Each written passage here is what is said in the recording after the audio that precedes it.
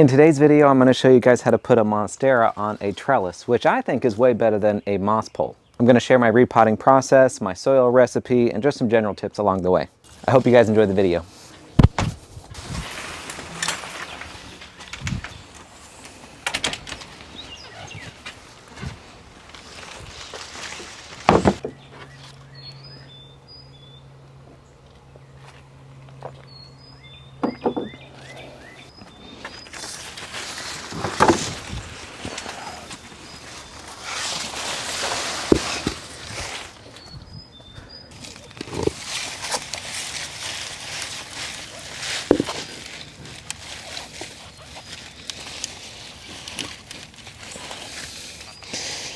I'm just trying to loosen it up from the sides right here. It's directly potted and only has one little drain hole, so it's kind of hard to get out without damaging anything.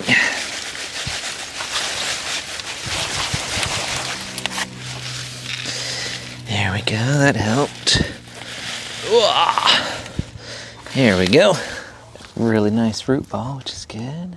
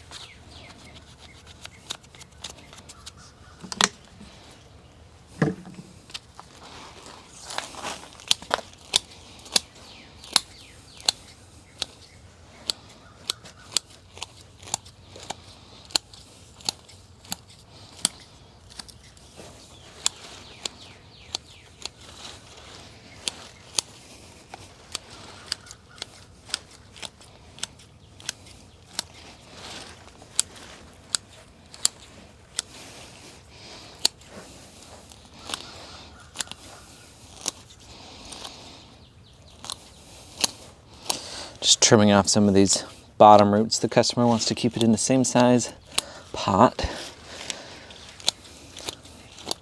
which means we have to do a little bit of root maintenance. I never remove more than about 25% of these bottom roots here. I'm not getting anything that's too crazy. It'll definitely go into a little bit of shock, but that's how you can keep the plants in their same size pot.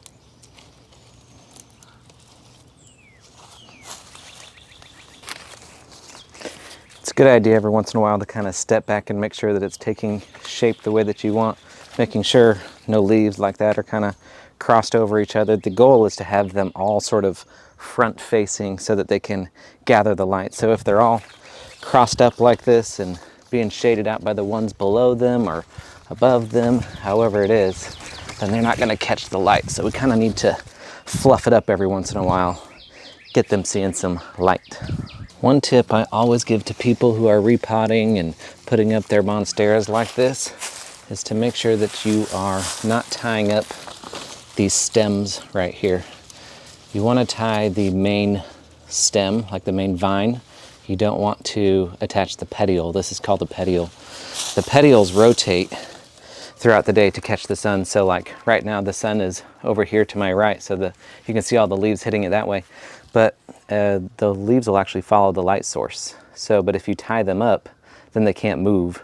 So you just tie up the main stem so that the leaves, or the petioles rather, can continue to move around to catch the light. So now I'm standing back again and I'm saying, where do I have my gaps? And I see a big one kind of right here in the middle. And I have a few vines left. So what I'm going to do is I'm going to start trying to fill in some of these gaps with these vines so I can have a really nice full front facing kind of plant. So let's get this one tied up here as well. Now sometimes along the way you might not be tying every single vine up to the trellis.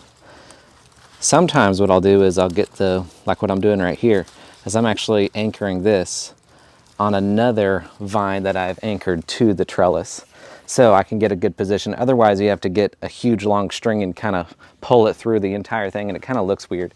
So I like to do this method better, and either way is right or wrong. I just prefer it that way. I think it looks a little bit better. But we'll get this one tied up then, and then we'll have just a couple more vines to do.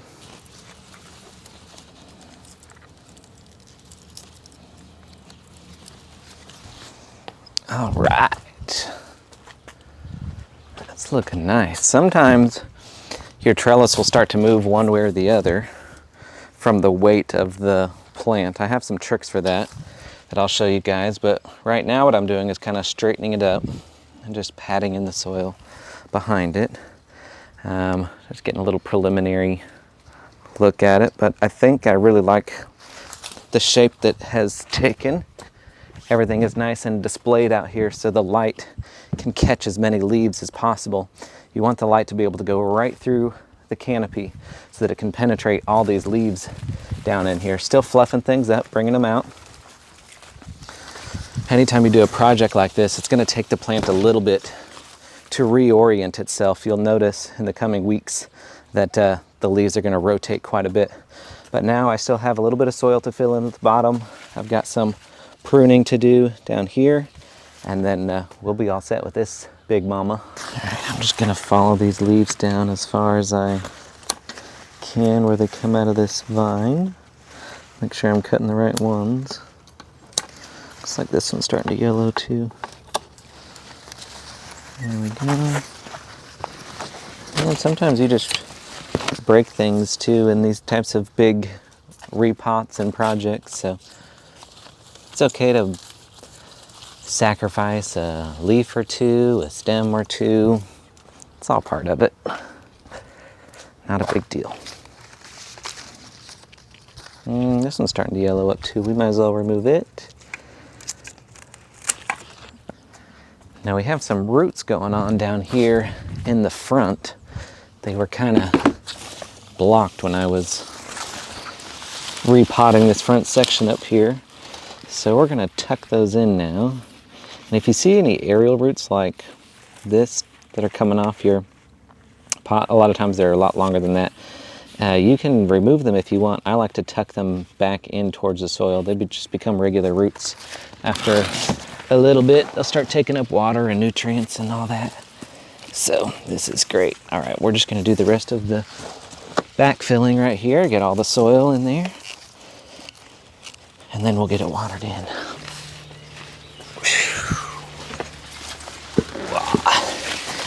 All right.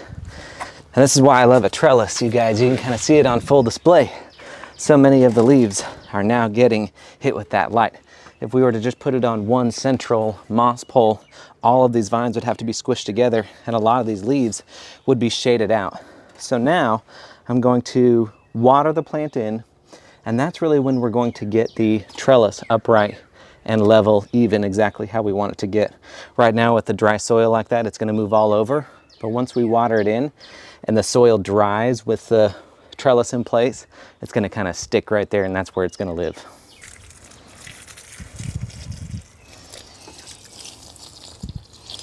The goal is to give it a full, thorough saturation. I wanna make sure all the roots, all the soil in the pot gets soaked, even if I have to do it several times, even if I have to water it several times over, just to make sure that everything got completely wet. Nice gallon of water. Now I'm just going to use my hand to kind of keep it upright and then firm it in with the other one, kind of just pack in the soil around the feet of the trellis and around the vines as well. It's still a little bit too heavy. I might need to find something to hold it upright while it dries so that it can dry in place, because it's still wanting to kick forward. Whew, what a big plant. All right, I've actually got this rock kind of wedged in between the trellis and the vines right here. And I notice also my soil level is really low, so I'm gonna let that wedge in so that the trellis stays upright. And then I'm gonna refill with soil right there. And then as the soil dries, then this will stay more upright like it should. All right. I also feel the need to say that if you're watching this and you see all this sunlight, this direct sunlight hitting the plant, I do not actually recommend doing this. This is actually morning sunlight, which is very weak in comparison to afternoon sunlight. So I know it looks very strong, but I'm not risking the plant burning or anything, just because it's a very gentle morning sunlight. But I would not do this in the afternoon. Absolutely not. Anywhere from about 12 to 4, this thing would be burnt up in direct sun like this. And of course, this is a tropical plant, so only do this outside if it's above about 60 degrees Fahrenheit. We're at a nice 67 right now, so that's perfect. Well, I hope you guys enjoyed this repotting tutorial. If you like houseplants, if you like learning about houseplants, follow along. Thanks for watching, guys. I'll see you on the next one.